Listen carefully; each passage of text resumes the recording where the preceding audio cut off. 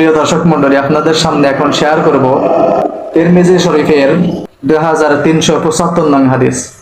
عن عطية السعدي رضي الله تعالى عنه قال قال رسول الله صلى الله عليه وسلم لا يبلغ العبد أن يكون من المتقين حتى يدع ما لا بأس به حذرا لما به البأس।